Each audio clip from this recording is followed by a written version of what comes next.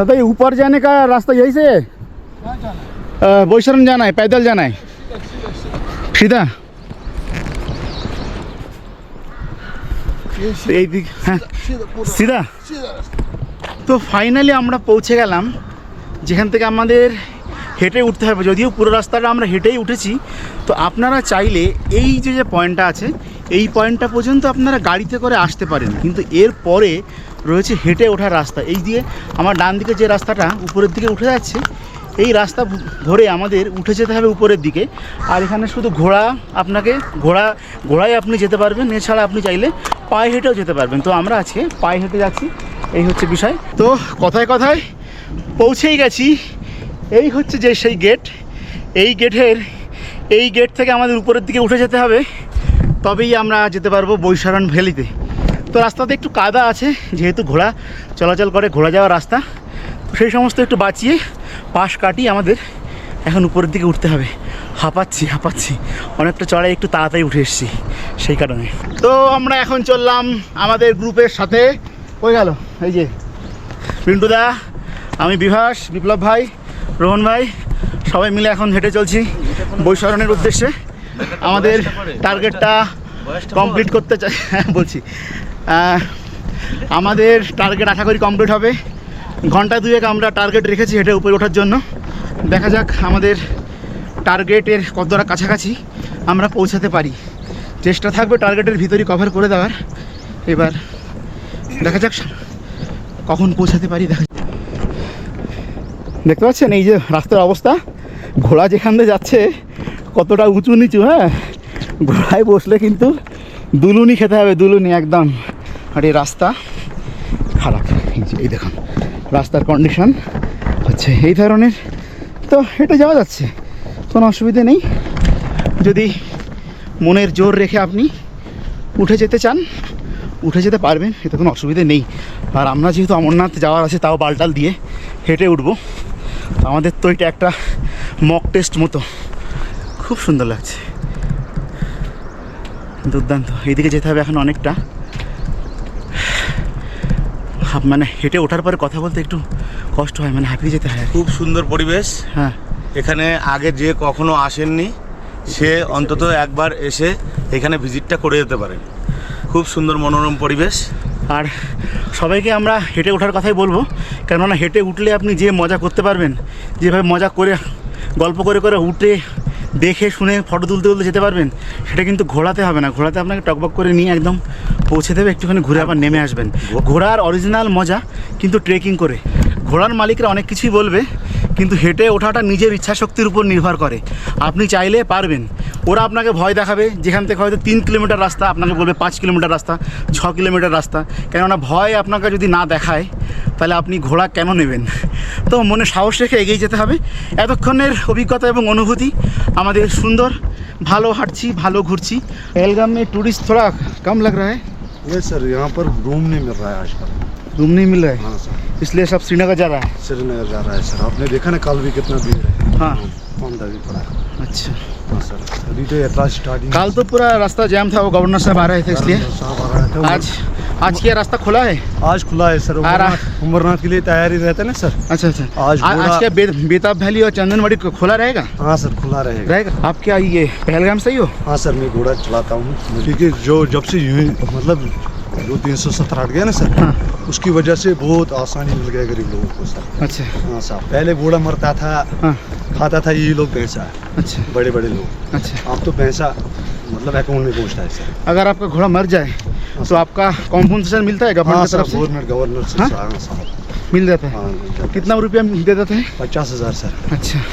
हाँ सर, पहले डर रहता था, हाँ, मतलब ऊपर जाएगा, घोड़ा 2 है, अगर मर जाएगा फिर परिवार को क्या करेगा। एकदम। अब तो गवर्नमेंट पैसा देता है। हाँ सर। वो सिर्फ अमरनाथ यात्रा के लिए या कोई भी यात्रा के लिए? कोई भी यात्रा के लिए, मतलब उमरनाथ भी घर में भी होगा, पूरा साल भर रहता है सर। अच्छा। दूसरा बात ये कारण है कि पहले जब जाता था साहब, थोड़ा दिक्कत आता था कस्टमरों के साथ भी और किसी के। आज फौज भी हेल्प करता है हमारे लिए। हेल्प करता है? आप लोग चलो, अच्छा, आप उस यात्रा को ले लो आराम से, कोई टेंशन नहीं। ठीक। यहाँ से 5 किलोमीटर भाई सर। ये वाला ना? हाँ साहब, वो लिखा है 1 आवर। ठीक है, थैंक यू।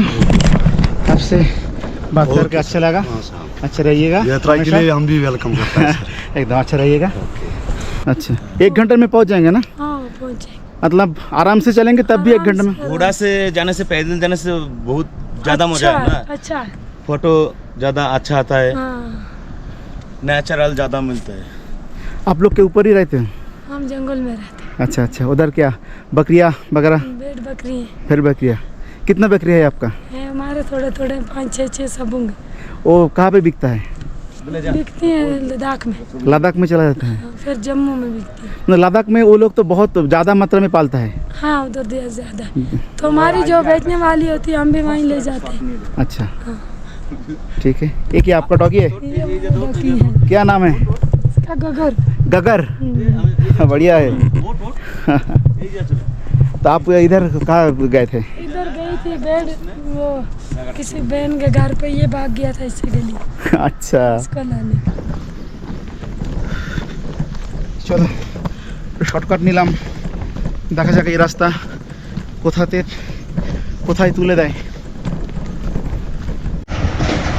এই রাস্তাতে ট্রাক্টর চলছে, লোকাল লোকজনের জিনিসপত্র হয়তো উপরে পৌঁছে দেওয়ার কাজ করে। আর রাস্তার যা কন্ডিশন, ট্রাক্টর ছাড়া অন্য কিছু ওঠা খুবই দুঃসাধ্য। দুর্দান্ত লাগছে, ঘাসের উপরে হলুদ হলুদ ফুল ফুটে রয়েছে, উপর থেকে জঙ্গলের রাস্তা দিয়ে সুন্দর লাগছে।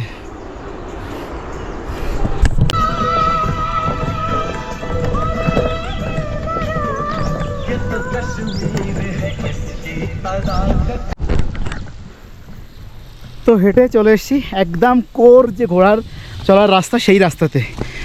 দেখছেন এখান দিয়ে ঘোড়া যায়, তার মানে ঘোড়ায় যারা বসে থাকে তাদের অবস্থাটা ভাবছি আমি কি হয়। ও কি সুন্দর, কি সুন্দর, খুব সুন্দর লাগছে, খুব সুন্দর লাগছে, খুব সুন্দর লাগছে। যাই এবার সামনে ওই জায়গাটা, এখানে একদমই ইয়ে নয়, হেঁটে চলার উপযুক্ত নয়, ঘোড়ারা প্রায় এর জন্য ঠিক আছে, কিন্তু আমার তো ভুল রাস্তায় চলে আসলাম। ঠিক আছে এদিক দিয়েই যাবো, হ্যাঁ এদিক দিয়েই যাবো, আমার ভালোই লাগছে। আর পাশ দিয়ে বয়ে চলেছে সুন্দর নদী, পাশ দিয়ে বয়ে চলেছে সুন্দর নদী বয়ে চলেছে, এই দেখুন দুর্দান্ত।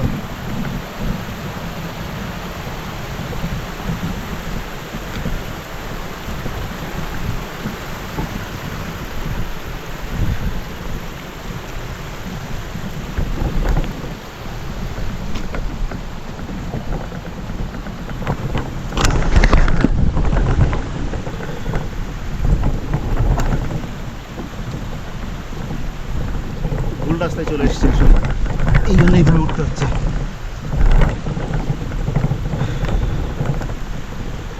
হাঁটার রাস্তাটা উপরে, আমি ভুল করে নিচে নেমে গেছি।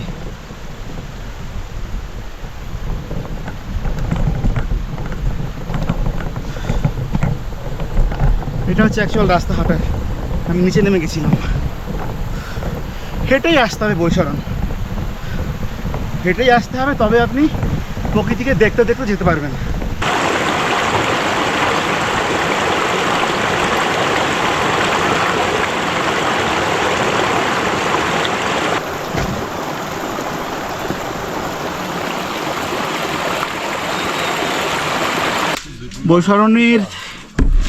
বৈশরণ ভ্যালিতে আমরা হেঁটে পৌঁছে গেছি।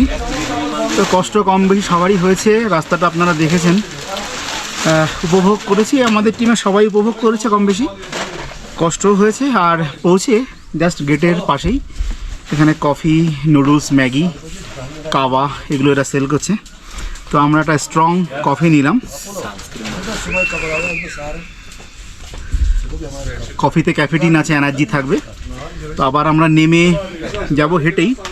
তো তার আগে একটু কফি খেয়ে নিচ্ছি, খেয়ে নিয়ে যে মূল যে ভ্যালিটা এই সামনেই রয়েছে, এদিকটাতেও একটু হেঁটে যাব আমরা, আর ঘুরে দেখব ভ্যালির ওই পোর্শনটা। ও চলে এসছি মিনি সুইজারল্যান্ড বা বৈশরণ ভ্যালির মিডিল পজিশানে। দুর্দান্ত লাগছে, চারিদিকে একদম সুন্দর সবুজ ঘাসে মোড়া ভ্যালি। দুর্দান্ত লাগছে। তার সঙ্গে সঙ্গে সবুজ ঘাসের মাঝখান দিয়ে হয়ে রয়েছে ছোট্ট ছোট্ট ফুল, যেগুলো কিনা এই সবুজ ঘাসের সৌন্দর্যকে একটা অন্য মাত্রা দিতে সক্ষম হয়েছে। আর তার সঙ্গে পিছনে যে একদম স্নো পিক মাউন্টেন এবং তার সঙ্গে সবুজে মোড়া যে গাছগুলো দেখে এক কথায় অনবদ্য লাগছে। আর আমরা এটা পেহেলগাঁও থেকে হেঁটে এসেছিলাম, আমরা 2 ঘন্টার মধ্যে হেঁটে এখানে পৌঁছে গেছি। আর মূলত আমরা ওই যে সাইডটা, ওটা হচ্ছে এন্ট্রি গেট, ওই দিক থেকে আমরা আসলাম, এসে চলে এসেছি একটু এইদিকে, কারণ এইদিকে একটু লোকের ক্রাউডেড, লোকের ভিড়টা একটু কম, এই কারণে এইদিকে চলে এসেছি। আর এইদিকে ঘাসগুলো রয়েছে খুব সতেজ, খুব সুন্দর লাগছে। আপনারা অবশ্যই বৈশরণ আসুন। সূর্য পুরো একদম তার ফুল ফর্মে রয়েছে, গরম খুব একটা নেই, মানে ঠান্ডা খুব একটা নেই, গরমও যে খুব একটা লাগছে সেরমও নয়। তো ওয়েদারটা প্লিজেন্ট এবং দুর্দান্তভাবে আমরা মজা করছি বৈশরণ ভ্যালিতে। তো বৈশরণ ভ্যালির 360 একটা ভিউ আপনাদের সঙ্গে তুলে ধরার চেষ্টা করছি।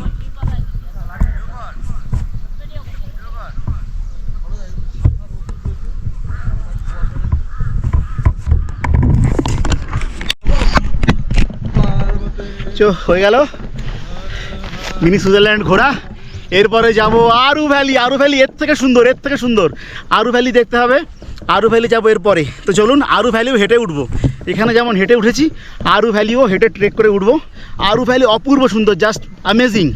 চলুন দেখা হচ্ছে আরু ভ্যালিতে গিয়ে। আর আমি এখন যাব গেটের ওখানে একদম গিয়ে সোজা হেঁটে বেরিয়ে যাব পেহেলগামে, সেখান থেকে একটা গাড়ি নিয়ে চলে যাবো আরু ভ্যালি।